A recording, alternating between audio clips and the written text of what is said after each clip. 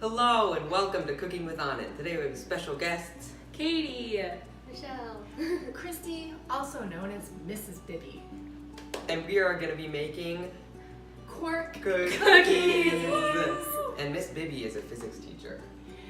And to teach about this, I had to learn about it myself because when I was a student, I thought that protons, neutrons, and electrons were the fundamental particles of atoms.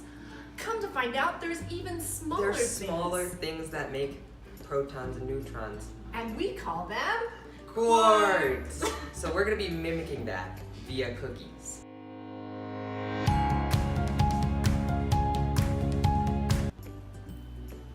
Now that we have our mise en place, we're going to start with the dough. Okay, so the first thing we're gonna do is we're gonna add the butter to the bowl. And it looks like we have 2 sticks here. Yes. Alright. Yes. Anand, do you like to use salted butter?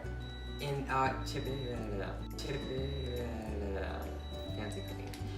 Typically, you don't use salted butter in baking, but if you know how much salt is in the butter you're using by reading the label, you can adjust the amount of salt in the recipe that's called for so that your dough isn't too salty.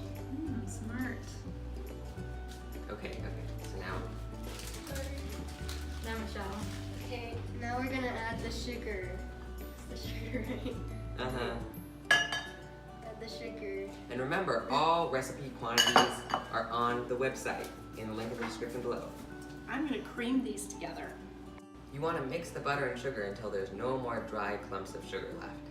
Should I add the egg? Yes, definitely. Alright, and then we add the final wet ingredient, which is Madagascar vanilla.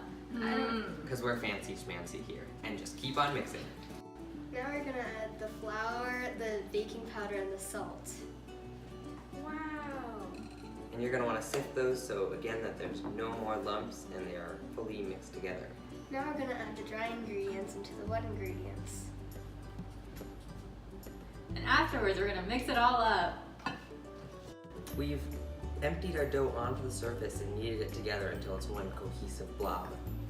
So next I'm going to flour the surface of the counter and the surface of the dough so that it doesn't stick when it gets rolled out. Yep.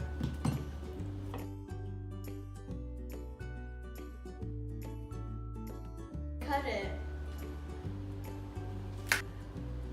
So now that we've got all our dough cut out, we're going to check the width of the dough to see if we need to redo it. And you want the width to be about the width of your index finger. And so now what we're going to do is cut it into our shape so that we can make the protons and neutrons. We cut some of the cookies in half, and those cookies will be mesons. They'll be comprised of a quark and an anti-quark. The ones that we cut into thirds, those will be baryons, and those will be 3 quarks that we can talk about after they're baked. Now we're going to put this in the oven. So to start on our royal icing, we have some egg whites in this bowl, and we're just going to want to whisk them together until they're like really broken up and they got a little bit frothy. And then after that, we'll start adding in the sugar. And you're gonna wanna add the sugar gradually using a sifter. A sieve, a sieve. One of those 2 things. Sifter. Sifter. Ooh, this is fancy. Fancy cooking. We added in vanilla to the mix, and now we separate it into little bowls, and we added different colors, so now we're gonna mix it up.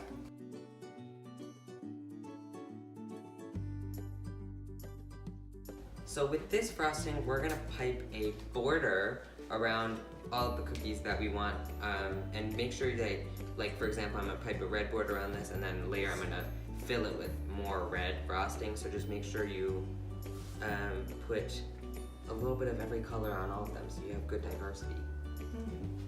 And Miss Bibbey, what are these different colors mean? Well, when we have a meson or a baryon, it has to be white overall. So we need 3 primary colors to make white light. So we're gonna put a red with a blue with a yellow.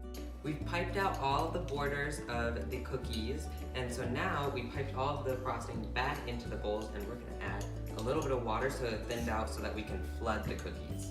So just a few drops, a little goes a long way. make sure you get some on the floor too, and on the countertop. Oh, good. And now after you mix them and you pick it up with a spoon and drop it back into the rest of it, it should sink down after about 10 seconds.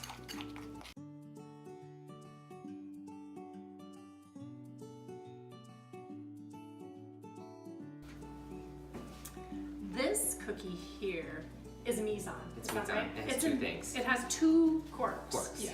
And what we really have here is we have a blue. I'm gonna put a B for blue. Oh, this is a good B. And we have an anti-blue. So a mise-en is a quark and an anti-quark. And the little line means anti. So over here, we have baryons. Baryons. Anand, tell me about a baryon. Baryons have 3 distinct parts and quarks, and in order for a baryon to be plausible, it has to have either all anti-quarks or all normal quarks. If it has like 2 anti-quarks and 1 normal quark, it won't work out. So that's why we're gonna have 1 anti-baryon here and 1 normal baryon. And also, if you somehow mess up and your cookies don't turn out very well, they'll still be quark cookies because in the end, they're still made of different elements that are in turn made of protons and neutrons that are in turn made of different quarks. So you still succeed anyway. Now we're gonna eat them. Cheers! Cheers. These are good, Anand. These are really good. Yummy. Thanks for joining us today. And thank you, Anand, for having us. No problem. The best quark cookie I've ever had. Me too. Make sure you hit the subscribe button and you like and you comment down below. And go check out the website for the recipe. Me getting stung by a wasp and my throat closing up and me dying.